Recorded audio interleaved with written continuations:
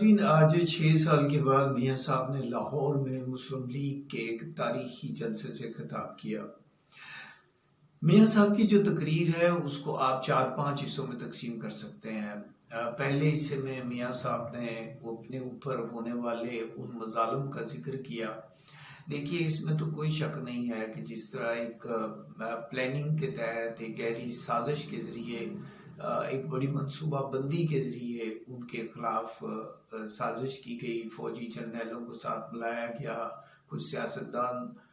جنہوں نے اپنا کندھا دیا اور ججیز کو استعمال کرتے ہوئے انہیں اقتدار سے علیحدہ کیا گیا۔ پھر یہی نہیں، پھر ان کے اوپر جعلی کیسز بنائے گئے، ججیز کی ویڈیوز بنائی گئیں۔ یہ سارا کچھ جو ہے اب میڈیا پہ آ چکا ہے، کوئی چیز چھپی ہوئی نہیں ہے، وہ سارے کردار سامنے آ چکے، جنہوں نے سزا دلوائی، جنہوں نے سزا دی اور ان کے مقاصد کیا تھے۔ پھر جیل میں رکھا، قید تنہائی میں رکھا، ان کے والد، ان کی والدہ اور ان کی بیوی سیاست کی نظر ہو گئی، بیٹی کو قید میں رکھا، تو یہ سارا کاروبار تباہ کیا۔ پھر یہی نہیں کہ کردار کشی میڈیا پہ کی گئی، پھر فیک اکاؤنٹس بنائے گئے، پھر انہیں چور ڈاکو اور نہ جانے کیا کیا کچھ کہا جاتا رہا، اور لوگ بغلے میں جاتے رہے، خوش ہوتے رہے، انجوائے کرتے رہے کہ جی، اور پھر جلسوں میں کنٹینر پہ چڑھ چڑھ کے گالیاں نکالی گئیں، جو زبان بولی جا سکتی تھی بولی گئی، جو کہا جا سکتا تھا کہا گیا۔ پھر یہی نہیں، پھر لندن میں پیچھے لونڈو لفنگو آوارہ بدماشوں کو پیچھے لگا دیا گیا۔ تو ہر وہ کام جو کہ وہ کر سکتے تھے انہوں نے کیا، اور پھر کہتے رہے کہ میاں صاحب کی سیاست ختم ہو گئی۔ تو آج دیکھ لیا ساری دنیا نے کہ میاں صاحب کی سیاست شروع ہوئی ہے یا میاں صاحب کی سیاست ختم ہو گئی۔ تو یہ انتقامی جو ان کے ساتھ سلوک کیا گیا، یہ تو بالکل ظلم تھا، اور اس کے جو بدترین مخالف ہے وہ بھی اس بات کا اقرار کرتے ہیں کہ ایسا نہیں ہونا چاہیے تھا۔ دوسرے حصے میں جو میاں صاحب نے ذکر کیا ہے، وہ ذکر کیا ہے اپنی ان کاوشوں کا جو انہوں نے بطور وزیر اعظم جو ہے ملک کے لیے کیا۔ دیکھیں، موٹر وے پروجیکٹس دیکھ لیجیے آپ، پشاور سے اسلام آباد، گلگت سے امزا، سیالکوٹ سے لاہور، لاہور سے اسلام آباد، یہ جتنے بھی ملتان موٹر وے، پھر انڈسٹری لگائی گئی، بجلی کے منصوبے شروع کیے گئے، اور پھر سب سے بڑی بات یہ کہ پاکستان ایٹمی پاور بنا۔ اور ہم دیکھیں، جو جاہل آدمی سے تو بات کرنے کا فائدہ ہی کوئی نہیں ہے، جاہل کے ساتھ بحث کرنا تو سب سے بڑی جہالت ہے۔ تو یہ تو حقیقت ہے، اس کو تو دنیا اعتراف کرتی ہے کہ یہ کام کیے انہوں نے۔ پھر لوڈ شیڈنگ تھی، 20 گھنٹے ہوتی رہی، اس کو کنٹرول کیا، ڈالر قابو میں تھا،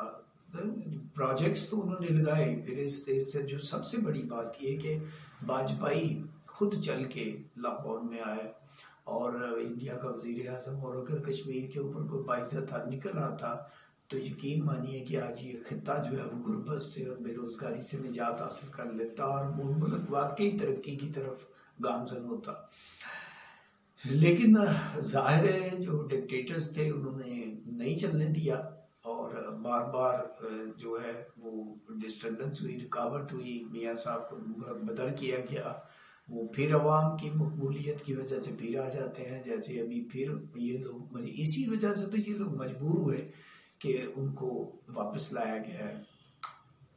لیکن میاں صاحب کا جو تقریر کا تیسرا حصہ ہے، اس میں انہوں نے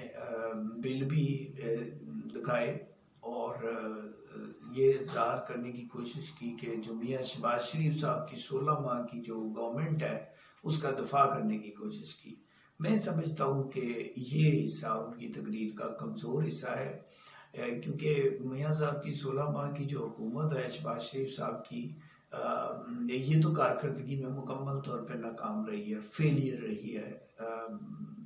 صرف اس میں انہوں نے M P S M N S کو نوازا ہے اور کچھ نہیں کیا، پیسے دیے ہیں، جنہوں نے کک بیک کمیشنز لی ہیں، سارا میڈیا چیخ رہا ہے، سب کو پتا ہے، کوئی چیز چھپی نہیں ہے، بلکہ وہ تو پہلے ہی لے لیتے ہیں۔ اور اس کے بارے میں میاں صاحب نے جو ان کا دفاع کرنے کی کوشش کی ہے، یہ ان کی تقریر کا کمزور حصہ ہے۔ دیکھیں، میاں صاحب نے آئی ایم ایف کے ساتھ جو معاہدہ کیا ہے، یہ اسی قوم اسی کی سزا بھگت رہی ہے، اور ایسی اس میں شکیں مانی گئی ہیں جو قوم تصور بھی نہیں کر سکتی تھی، اور آہستہ آہستہ ہمیں پتہ چلتا جا رہا ہے، اور ابھی 4-5 ماہ باقی ہیں اس معاہدے کے، اور آگے چل کر کیا کیا صورتحال ہمارے سامنے آئے گی یہ ہمیں اخبار میں پتہ چلتا جائے گا۔ لہٰذا یہ کہنا کہ میاں صاحب جو ہے چھوٹے میاں صاحب، ان کو بری الزما قرار دینا ان کی حکومت کو، میرے خیال میں یہ مناسب